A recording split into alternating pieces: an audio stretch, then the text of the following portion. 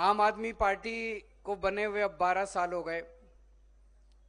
आज 13वां जन्मदिन है। ऐसे लगता है जैसे कल ही बनी थी। और आज ही भारत का संविधान दिवस है। यह कोई संयोग नहीं हो सकता कि जिस दिन भारत का संविधान दिवस है उसी दिन भारत के अंदर एक नई पार्टी कई साल के बाद, 60-70 साल के बाद पैदा होती है।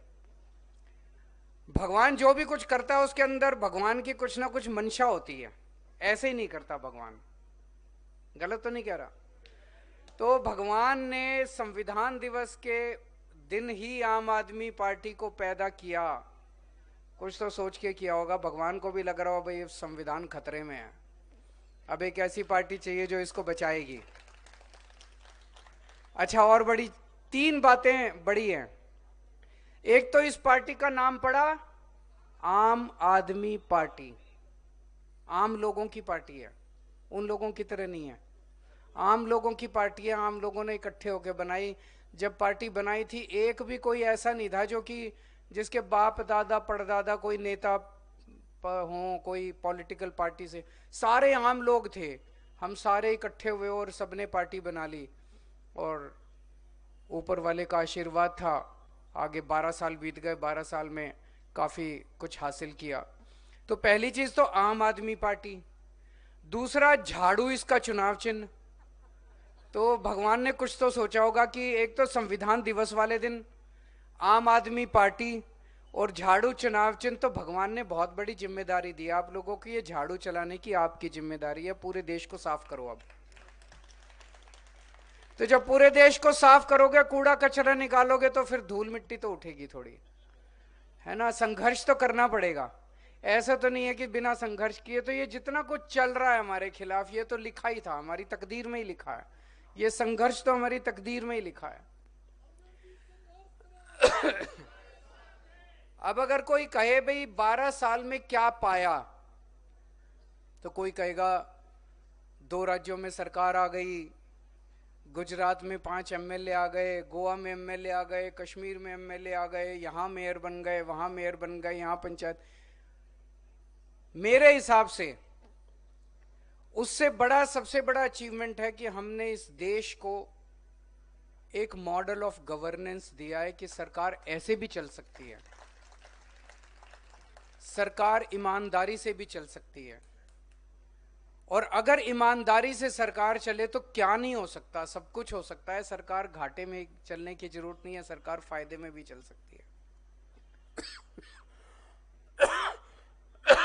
हमने इस देश को एक मॉडल ऑफ गवर्नेंस दिया जिसमें एक तरफ आम आदमी की दिन ब दिन की जिंदगी को उनके परिवार का सदस्य बनके, उनका दोस्त बनके, उनकी जिंदगी के अंदर हमने थोड़ी सी सहूलियत, थोड़ी सी सुविधा करी है। उनका बिजली का बिल माफ कर दिया, उनका पानी का बिल माफ कर दिया, उनके बच्चों, कोई आदमी क्या चाहता है? वो यही तो चाहता है मेरे बच्चे अच्छे पढ़े लिख जाएं। यही चाहता है ना। बच्चों के लिए आदमी एक टाइम की पेट रोटी भी छोड़ देता है, पेट काट के भी अपने बच्चों को पढ़। हमने उनके बच्चों के लिए अच्छी शिक्षा का इंतजाम कर दिया। आदमी ये चाहता है घर में कोई बीमार हो जाए उसका अच्छा इलाज हो जाए, उसका इंतजाम कर दिया।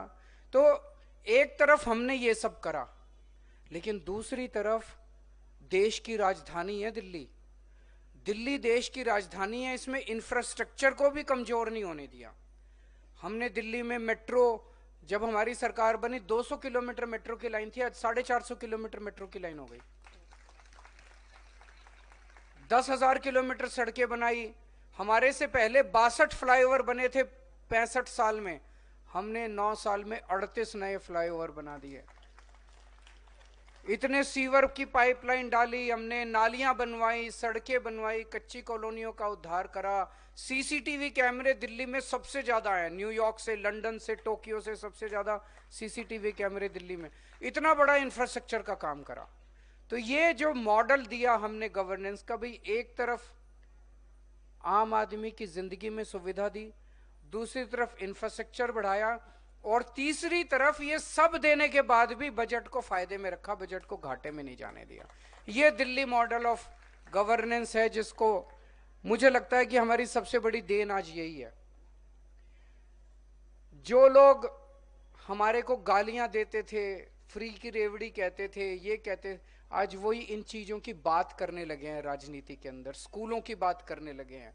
ये कोई छोटी बात नहीं है कि गुजरात के चुनाव में प्रधानमंत्री जी को खुद एक स्कूल छोटा सा बना के उस क्लास में फोटो खिंचवाने जाना पड़ा। इसका मतलब स्कूल की राजनीति चल पड़ी है।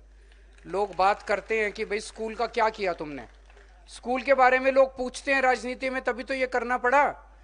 अस्पतालों के बारे में पूछते हैं तभी तो अस्पताल, तो स्कूल, अस्पताल, बिजली, पानी, सड़क, ये राजनीति के अंदर हम लोग लेके आए हैं। इस दौरान जैसा भी संदीप जी ने कहा, ढेरों ढेरों ऐसे लाखों करोड़ों ऐसे चेहरे हैं जो कि कभी सामने नहीं आए। बहुत सारे ऐसे लोग हैं जिनको टिकटें मिल गई, कोई मंत्री बन गया, कोई मुख्यमंत्री बन गया, कोई एमएलए बन गया, कोई काउंसलर बन गया, लेकिन बहुत सारे लोग तो कुछ नहीं बने। वो लोग तो फिर भी आम आदमी पार्टी के लिए काम करते रहे। क्यों करते रहे? कहां से आया ये जुनून? एक बहुत बड़े नेता है हमारे देश के, वो कह रहे थे ये केजरीवाल पता नहीं क्या खिलाता है अपने कार्यकर्ताओं को कि वो जुनूनी रूप से काम करते हैं। हम कुछ खिलाते नहीं हैं, हम केवल देशभक्ति की भावना भरते हैं लोगों के अंदर। जब एक आम आदमी, एक आम वॉलंटियर आम आदमी पार्टी के लिए काम करता है तो वो ये सोच के काम नहीं करता कि मैं आम आदमी पार्टी के लिए काम कर रहा हूं। वो ये सोच के काम नहीं करता कि मेरे को किसी को मुख्यमंत्री बनाना या मंत्री बनाना या आम आदमी पार्टी को सत्ता में, वो ये सोच के काम करता है मैं देश के लिए काम कर रहा हूं, देशभक्ति की भावना से काम करता है वो। और जब आदमी देशभक्ति की भावना से काम करता है, फिर वो तन मन धन सब कुछ न्यौछावर करने के लिए काम करता है। इसीलिए हम तो अपने कार्यकर्ताओं को कुछ दे नहीं सकते। दूसरी पार्टी वाले तो मेरे को पता चला कि वो तो पैसे भी देते हैं, तनख्वाह भी देते हैं, बड़ी बड़ी फौज उन्होंने। हम तो किसी को कुछ नहीं देते। हम तो यही कहते हैं भाई आप ही के बच्चे हैं, आप ही का देश है, अपना ही देश है, सबका देश है। अगर आम आदमी पार्टी के लिए काम करोगे तो और ज्यादा तरक्की होगी देश की, नहीं तो फिर जो ढांचा चल रहा है, ढर्रा चल रहा है, वो ढर्रा चलता रहेगा। और इस दौरान पिछले 12 साल में हर 6 महीने में ये एक बार आम आदमी पार्टी की श्रद्धांजलि तो कर ही देते हैं। ऑबिचुरी कहते हैं अंग्रेजी में, कि भाई हाँ अब तो खत्म होने वाली है आम आदमी पार्टी, बस आखिरी दिन आ गए, वेंटिलेटर पे आम आदमी पार्टी, अब बस जाने वाली है आम आदमी पार्टी। मेरे को याद है सबसे पहली ऑबिचुरी लिखी गई थी 14 मई 2014 को। उस दौरान मेरे को याद नहीं आ रहा, लेकिन शायद मैंने किसी इंटरव्यू वगैरह में कह दिया था कि मैं अमित शाह जी के साथ वाद विवाद करने के लिए, डिबेट करने के लिए तैयार हूं। 14 मई 2014 को अमित शाह जी ने एक टीवी चैनल के डिबेट में कहा था कि 16 मई 2014 के बाद अगर केजरीवाल राजनीति में रहा तो मैं पक्का उनसे डिबेट करूंगा। मैं हूं राजनीति में, आज भी हूं। अभी भी पिछले साल 1.5 साल से पहले मनीष जी गए, सतिंदर जैन गए जेल, संजय सिंह गए, धीरे धीरे मैं गया। उन्होंने कहा अब तो खत्म हो गई आम आदमी पार्टी, अब तो बिखर गई आम आदमी पार्टी। अभी भी है, देखो सारी आम आदमी पार्टी है, अभी आम आदमी पार्टी अभी गई नहीं है आम आदमी पार्टी। उनका मॉडल ऑफ गवर्नेंस क्या है? आज उनके मॉडल ऑफ गवर्नेंस का एक झलक आपको देखने को मिलेगी। आज शाम को इनके कुछ नेता झुग्गियों के अंदर रहने के लिए जा रहे हैं। जैसे आप लोग जाते हो ना एक दिन के लिए छुट्टी लेके, कभी गोवा जाते हो, कभी मन बहलाने के लिए झुग्गी टूरिज्म कहते हैं। कोई कह रहा था झुग्गी टूरिज्म है।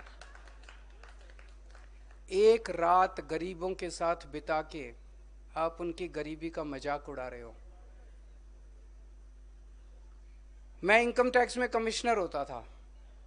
मैंने कमिश्नर की नौकरी छोड़ी और 2000 से 2010 तक मैं दिल्ली की झुग्गियों के अंदर जाके रहा था। अगर रहना है, अगर हिम्मत है तो थोड़े दिन 3-4 महीने वहां पे झुग्गियों में उनके साथ रह के देखो किस अवस्था में जीते हैं वो लोग। मैं दिल्ली के झुग्गी वालों से यही कहना चाहता हूं कि जो लोग आज आपके झुग्गियों में आके रहने वाले हैं उनसे सावधान रहना। यही लोग 1 साल के बाद आपकी उसी झुग्गी को तोड़ने के लिए आएंगे। ये उसी जिस झुग्गी में आज ये रहेंगे, उसी झुग्गी को तोड़ने के लिए, उजाड़ने के लिए 1 साल बाद ये बुलडोजर लेके आएंगे। पिछले 6-7 साल में कई जगह इन्होंने झुग्गी तोड़ने की कोशिश की।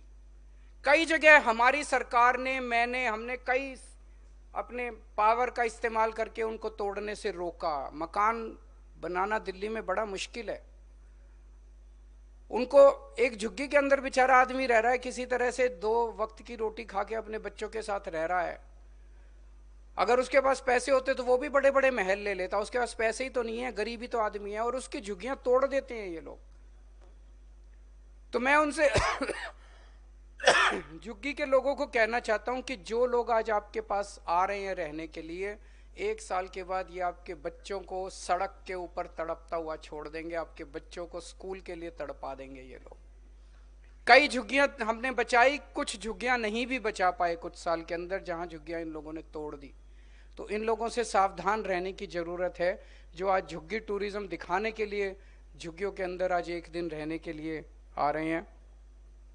जैसा मैंने कहा, 6 महीने के अंदर हमारी श्रद्धांजलि लिख दी जाती है कि अब तो गए, अब तो हार गए।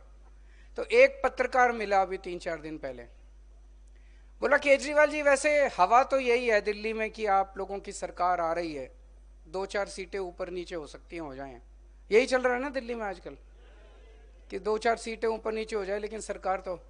पर कहता है लेकिन मान लो केजरीवाल जी, अगर आप हार गए तो आपका क्या होगा? मैंने कहा दोस्त, मेरे को इस बात की चिंता नहीं है कि मैं हार गया तो मेरा क्या होगा। मेरे को चिंता इस बात की, अगर मैं हार गया तो दिल्ली के सरकारी स्कूलों में पढ़ने वाले 18 लाख बच्चों का क्या होगा। दिल्ली के जैसे स्कूल पूरे देश में कहीं नहीं है। बड़ी मुश्किल से 10 साल के अंदर इतना अच्छा शिक्षा का इंतजाम किया है। अगर हमारी सरकार चली गई तो उन बच्चों के पेरेंट्स का क्या होगा, जिन्होंने एक उम्मीद देखी है कि मेरा भी बच्चा अब डॉक्टर, इंजीनियर, वकील बनेगा। मेरी चिंता इस बात की नहीं है कि मेरा क्या होगा। मैं यहां सत्ता के लिए नहीं आया, हम सत्ता के लिए, ना आम आदमी पार्टी में कोई सत्ता के लिए आया।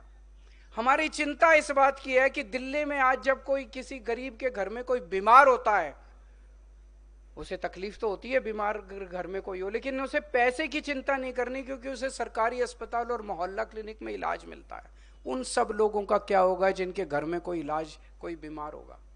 उन सब लोगों का क्या होगा? दिल्ली में पहले 8 से 10 घंटे के पावर कट लगते थे बिजली के। अगर हमारी सरकार चली गई तो दिल्ली के अंदर फिर से 8-8, 10-10 घंटे के पावर कट लगने चालू हो जाएंगे। हमारे देश की राजधानी का क्या होगा? 2 करोड़ लोगों का क्या होगा? आज आम आदमी पार्टी ने पूरे देश के अंदर एक उम्मीद पैदा की है। पहले उम्मीद खत्म हो गई थी लोगों को कि सरकार कुछ करेगी, बस एक बार इससे नाराज होते थे उसको वोट दे देते थे, उससे नाराज होते थे।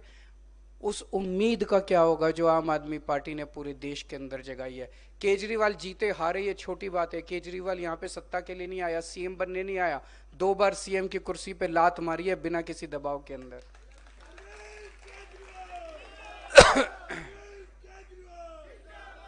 आज हमारा संविधान दिवस है। इस मौके पे मैं आप सब लोगों को, आम आदमी पार्टी के लोगों को एक अच्छी बधाई देना चाहता हूं कि एमसीडी में हमारी सरकार बने अभी 2 ही साल हुए हैं। 2 साल के अंदर हमने 2 बड़े काम कर दिए। एक, पहले हमारी सरकार बनने के पहले 12 महीने सफाई कर्मचारी केवल अपनी तनख्वाह लेने के लिए हड़ताल पे रहते थे। 12 महीने हड़ताल पे रहते थे, तनख्वाह नहीं मिलती थी। जब से हमारी सरकार बनी है, एक दिन भी कोई सफाई कर्मचारी को हड़ताल पे जाने की जरूरत नहीं पड़ी। हर महीने के पहले हफ्ते में सबकी तनख्वाह उनके अकाउंट में चली जाती है, और दिवाली के टाइम तो दिवाली से पहले अगले महीने की तनख्वाह और बोनस उनके अकाउंट में चला गया था। दूसरा, 8,500 से ज्यादा सफाई कर्मचारियों को हमने पक्का कर दिया। सफाई कर्मचारी हमारे समाज के एक तरह से गरीब तबके से आते हैं। इस मौके पे मैं सभी एमएलए से और काउंसलर से अपील करना चाहता हूं कि अपने अपने क्षेत्र के जितने सफाई कर्मचारी हैं, उन सफाई कर्मचारियों को काफ़ी हैं, तो हो सकता है 3 बार 4 बार में करना पड़े। अपने अपने घर पे चाय पे या खाने पे ज़रूर बुलाएं उनका सम्मान करने के लिए। ये बड़े बड़े नेता गरीबों के घर तो जाते हैं खाना खाने, अपने घर कोई नहीं बुलाता। आप अपने घर बुलाइए, उनका सम्मान कीजिए, उनके साथ बैठ के थोड़ा टाइम बिताइए। तो जितने कल मेरे इलाके में जितने सफाई कर्मचारी रहते हैं, कल मैं उनको अपने घर पे बुला रहा हूँ चाय के ऊपर। और परसों से सभी एमएलएज अपने अपने घर पे 100 50 के जो उसमें ग्रुप में सभी कर्मचारियों को 3-4 बार करके उनको बुलाएं, उनके साथ थोड़ा समय बिताएं, उनके बारे में जानने की कोशिश करें, उनकी समस्याओं को जानने की कोशिश करें। और काम तो चलता रहता है, थोड़े क्षण हंसी खेल के उन लोगों के साथ भी बिताएं, उनका सम्मान करें। आज आप सब लोग आए, बहुत बहुत शुक्रिया। और फिर से एक बार सभी देशवासियों को आम आदमी पार्टी के स्थापना दिवस की और संविधान दिवस की बहुत बहुत शुभकामनाएं।